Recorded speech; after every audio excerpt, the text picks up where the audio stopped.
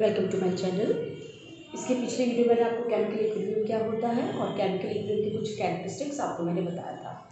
अभी आज मैं आपको बताऊंगी कि लॉ ऑफ मास एक्शन क्या है। केमिकल इक्विलिब्रियम पढ़ने से पहले हमने पढ़ाया था कि rate of forward reaction should be equal to rate of backward reaction. तो केमिकल इक्विलिब्रियम में एक और बहुत इंपॉर्टेंट रिएक्शन मैंने बताया था कि केमिकल इक्विलिब्रियम हमेशा अटेंड होता है एक रिवर्सिबल रिएक्शन में। रिवर्सिबल रिएक्शन में क्या होता है, जैसे ए प्लस बी रिएक्शन कर रहा है, सी प्लस डी दे रहा है, ठीक है, और ये अगेन सी और डी कंबाइंड होके ए और बी दे रहा है। तो ये जो आपका reversible reaction, this is called forward reaction, this is called backward reaction. तो एक और इम्पॉर्टेंट चीज हमें याद पता होना चाहिए कि केमिकल इक्विलिब्रियम हमेशा क्लोज्ड सिस्टम में होता है, मतलब क्लोज्ड कंडीशन होनी चाहिए। मतलब जो भी रिएक्शन हो रहा है, जो कंटेनर होगा वो क्लोज्ड होगा, उससे सराउंडिंग से उसका कोई भी एक्सचेंज नहीं होना चाहिए। क्यों? सपोज करो अगर डी जो है वो गैस हो गया, तो गैस क्या है, एटमॉस्फेयर में हो गया, बाहर निकल गया, तो कैसे फिर सी और बी रिएक्शन करके ए और बी बनाएंगे। इसीलिए रिवर्सिबल रिएक्शन हमेशा क्लोज्ड कंटेनर में होता है, और क्लोज्ड कंटेनर में जब होगा तभी केमिकल इक्विलिब्रियम अटेंड हो सकती है। दूसरा जो है रोल ऑफ आपका कैटलिस्ट। रोल ऑफ कैटलिस्ट क्या होगा कि कैटलिस्ट जो है फॉरवर्ड रिएक्शन, आपका फॉरवर्ड रिएक्शन और बैकवर्ड रिएक्शन दोनों की रिएक्शन को एनहेंस करेगा, बढ़ा देगा, एनहेंस करेगा। इसीलिए जो केमिकल इक्विलिब्रियम हमको अटेंड करना है वो पहले ही अटेंड हो जाएगी। तो क्या होगा, केमिकल इक्विलिब्रियम वो आपके समय से पहले हमको अटेंड हो जाएगी। तो ये क्या होगा, जो कैटलिस्ट होता है वो रिएक्शन को स्पीड अप कर देता है, तो फॉरवर्ड रिएक्शन को भी स्पीड अप करेगा, बैकवर्ड रिएक्शन को भी स्पीड अप कर देगा, एनहेंस कर देगा, मतलब बढ़ा देगा। तो जिसके कारण क्या होगा, जो केमिकल इक्विलिब्रियम है वो पहले ही हमको अटेंड हो जाएगी। तो ये हो गया हमारा केमिकल इक्विलिब्रियम। अब हम जो पढ़ेंगे एक और इम्पॉर्टेंट है, वो है law of mass action, active mass. Law of active mass. Active mass क्या होता है कि जब रिएक्टेंट हो या चाहे प्रोडक्ट हो, जब ये रिएक्टेंट प्रोडक्ट में चेंज हो रहा है या प्रोडक्ट रिएक्टेंट में चेंज हो रहा है, जो कंसंट्रेशन इक्विलिब्रियम अटेंड करने के लिए इम्पॉर्टेंट है या रिएक्शन को रेट ऑफ रिएक्शन के लिए इम्पॉर्टेंट है, वो उसका एक्टिव मास कहलाता है। अब हम इसका लॉ ऑफ एक्टिव मास देखेंगे क्या होता है। लॉ ऑफ एक्टिव मास देखने से पहले हमको पता होना चाहिए रिएक्शन, जैसे हमने रिएक्शन बताया, A plus B react with C plus D, ये रिवर्सिबल रिएक्शन है, फॉरवर्ड रिएक्शन भी हो रही है, बैकवर्ड रिएक्शन भी हो रही है। हम कहते हैं फॉरवर्ड रिएक्शन, ये हमारा बैकवर्ड रिएक्शन। अब अगर हम देखें लॉ जो active mass, according to law of active mass की बात करेंगे तो रेट ऑफ फॉरवर्ड रिएक्शन अगर हम देखें, forward reaction, rate of forward reaction किस पे डिपेंड करेगा, is directly proportional to the active mass of the reactant. Reactant के एक्टिव मास पे डिपेंड होगा। तो हम लोग क्या करेंगे, directly proportional to active mass को हम, ये जो हमारे लिए जो ब्रैकेट होता है स्क्वायर ब्रैकेट, एक्टिव मास को हम स्क्वायर ब्रैकेट में ही प्रदर्शित करते हैं।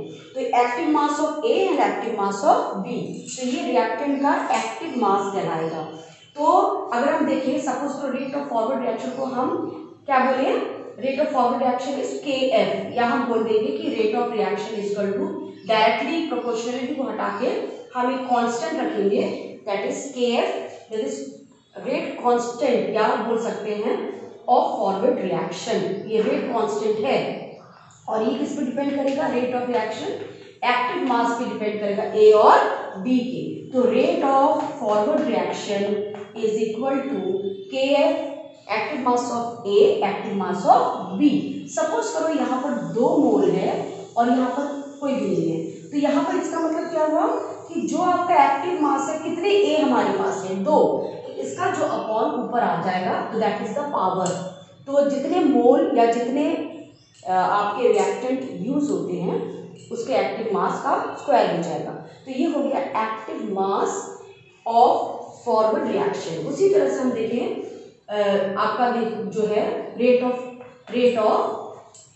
बैकवर्ड रिएक्शन की बात करेंगे तो बैकवर्ड रिएक्शन में क्या होगा, rate of backward reaction is directly proportional to the active mass of product. तो एक्टिव मास क्या होगा C और एक्टिव मास क्या होगा D। ठीक है, अब rate of backward reaction proportionality को हटाने के लिए हम क्या करेंगे, एक कांस्टेंट देंगे। तो हम लिखेंगे rate of backward reaction is equal to KB। ये हमारा कांस्टेंट है फॉरवर्ड रिएक्शन के लिए, ये होगा C and active mass of C and active mass of D। तो ये हो गया हमारा एक्टिव मास प्रोडक्ट का, एक्टिव मास रिएक्टेंट का। अब यहाँ पे KF क्या था हमने बताया, ये है KF जो है वो है रेट कांस्टेंट या equilibrium constant, rate constant for forward reaction. ये हमारा KB क्या है, ये हमारा है rate constant for backward reaction. तो rate constant of forward reaction and rate constant of backward reaction हमने देख लिया, तो यहाँ तक हमको समझ में आ गया। अब अगर हम देखें इसको, हम rate of forward reaction and rate of backward reaction कैसे कैलकुलेट करते हैं आपने भी देख लिया। अब according to law of mass section हम क्या देखेंगे कि इक्विलिब्रियम कांस्टेंट या इक्विलिब्रियम पॉइंट में क्या होता है, बैकवर्ड रिएक्शन और फॉरवर्ड रिएक्शन दोनों सेम होती है। तो हम लोग देखेंगे रेट ऑफ बैकवर्ड रिएक्शन और फॉरवर्ड रिएक्शन का कंडीशन। तो यहाँ पर लिखेंगे rate of forward reaction should be equal to rate of backward reaction. तो एट इक्विलिब्रियम, इक्विलिब्रियम में दोनों सेम होते हैं, तो हमारा ये हम लिखेंगे KF AB is equal to KB C and D। Reaction हमारे यहाँ पर 2 मोल था तो हम यहाँ पर 2 स्क्वायर कर देंगे, जितने भी मोल्स होंगे उतने हमारे ऊपर पावर चला जाएगा। तो ये हमारा हो गया forward reaction upon backward reaction same है, तो अपॉन करेंगे तो क्या आएगा, यहाँ पर C active mass of C and active mass of D, active mass of A upon active mass of B। ये हमारा स्क्वायर है for this reaction we are taking this. तो KF और KB दोनों इक्वल है, इसको भी जब ये दोनों कांस्टेंट है तो हमको एक और कांस्टेंट देना है, उस कांस्टेंट को हम कहते हैं इक्विलिब्रियम कांस्टेंट, जिसको हम KC से या KE बोलते हैं, KE से प्रदर्शित करते हैं। This is called equilibrium constant. तो इक्विलिब्रियम कांस्टेंट हमने पता लगा लिया कि active mass of product upon active mass of reactant, जितने मोल होंगे वो पावर 2 या रेज पावर चला जाएगा। तो ये हो गया हमारा इक्विलिब्रियम कांस्टेंट की फॉर्मेशन या फॉर्मूला, ये हो गया हमारा इक्विलिब्रियम कांस्टेंट। अब अगर हम देखेंगे ग्राफिकल रिप्रेजेंटेशन करेंगे तो ये active mass, law of active मास हम कैलकुलेट कर सकते हैं किसी भी रिएक्शन के लिए। तो अभी मैं आपको एक एग्जांपल दूंगी, उससे पहले हम एक ग्राफिकल रिप्रेजेंटेशन देखेंगे इसका इक्विलिब्रियम कांस्टेंट का। ग्राफिकल रिप्रेजेंटेशन इक्विलिब्रियम कांस्टेंट के लिए, ग्राफिकल रिप्रेजेंटेशन अगर हम देखेंगे रिप्रेजेंटेशन ग्राफिकली तो देखेंगे अगर हम टाइम लें और रेट ऑफ रिएक्शन, हम लेंगे रेट ऑफ रिएक्शन और टाइम और रेट ऑफ रिएक्शन के लिए अगर हम ग्राफ प्लॉट करेंगे तो क्या होगा, ये हमारा हमने कहा था जब रेट ऑफ फॉरवर्ड रिएक्शन क्या होगा, धीरे धीरे आपका कम होता जाएगा इस तरह से, और रेट ऑफ बैकवर्ड रिएक्शन क्या होगा, धीरे धीरे बढ़ता जाएगा, और एक ऐसा समय आएगा जहां पर दोनों rate of forward reaction should be equal to rate of backward reaction, ये दोनों क्या होंगे, सेम होंगे इस कंडीशन में। ये कंडीशन क्या कहलाएगी, इक्विलिब्रियम, ये कंडीशन कहलाएगी इक्विलिब्रियम। तो ये है केमिकल इक्विलिब्रियम का ग्राफ, किसके साथ, रेट ऑफ रिएक्शन के साथ और टाइम के साथ, इसको नोट कर लीजिए।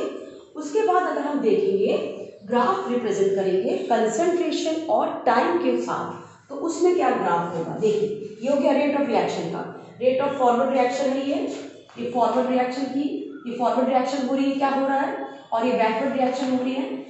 फॉरवर्ड रिएक्शन धीरे धीरे उसका जो कंसंट्रेशन है टाइम के साथ साथ क्या होगा, कम होता जाएगा, और इसका एक समय आएगा जब दोनों की रेट ऑफ रिएक्शन दोनों की सेम होगी, उस कंडीशन में वो क्या होगा, इक्विलिब्रियम स्टेट पे आ जाएगा। अब हम ग्राफिकल रिप्रेजेंटेशन करेंगे इसका कंसंट्रेशन और टाइम का। Concentration with time, concentration with time अगर हम देखेंगे तो रिएक्टेंट की कंसंट्रेशन धीरे धीरे कम होगी और प्रोडक्ट की धीरे धीरे बढ़ती जाएगी, लेकिन एक समय आएगा जब दोनों कांस्टेंट हो जाएंगे। रिएक्टेंट की कंसंट्रेशन कम होते होते एक ऐसा समय आएगा जहां पे वो कांस्टेंट हो जाएगा, ठीक है, ये कांस्टेंट है, और प्रोडक्ट की क्या होगा, धीरे धीरे बढ़ते बढ़ते कांस्टेंट हो जाएगी। तो ये हमारा क्या है, ये हमारा आपका रिएक्टेंट का है फॉरवर्ड रिएक्शन, ये हमारा backward reaction, forward and backward reaction, और सॉरी ये हमारा रिएक्टेंट का है, ये प्रोडक्ट का है, समझ में आया। तो ये रिएक्शंस क्या होगी, कम होती जाएंगी रिएक्टेंट की और प्रोडक्ट की। तो यहाँ पर क्या होगी, दोनों की कंसंट्रेशन कांस्टेंट हो जाएगी, इक्वल नहीं होगी। अगर इक्वल होती तो दोनों एक साथ मिलते, लेकिन यहाँ पर क्या है, जो रिएक्शन होगी क्या है, आर की कंसंट्रेशन कांस्टेंट हो रही है, प्रोडक्ट की कंसंट्रेशन कांस्टेंट है। तो ये हो गया कंसंट्रेशन और टाइम का ग्राफ। अभी मैंने आपको अभी इक्विलिब्रियम कांस्टेंट के बारे में बताया। दो तरह के इक्विलिब्रियम कांस्टेंट होते हैं, एक होता है इक्विलिब्रियम कांस्टेंट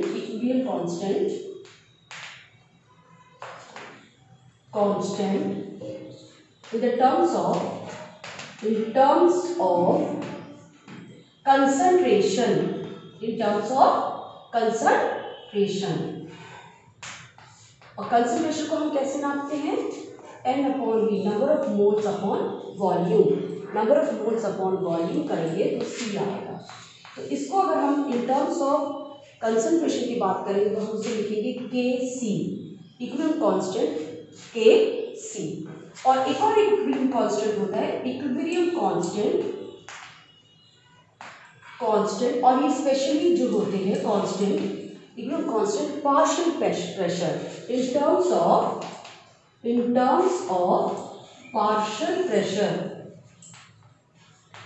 पार्शियल प्रेशर के टर्म्स में हम लिखते हैं।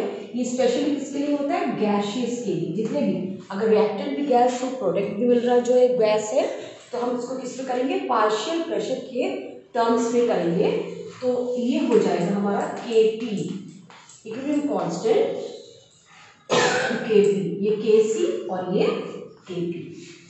पार्शियल प्रेशर हमको पता है P = nRT के कंडीशन में हम लिखेंगे, तो P पार्शियल प्रेशर जो है N/V RT, P भी कांस्टेंट, R भी कांस्टेंट, तो ये किसके ऊपर डिपेंड करेगा, N/V के ऊपर डिपेंड करेगा। तो ये हो गया equilibrium constant in terms of concentration Kc, equilibrium constant in terms of partial pressure Kp, जो स्पेशली ये Kp हम कब लेते हैं, जब सारे रिएक्शन एंड प्रोडक्ट्स गैसियस होती हैं।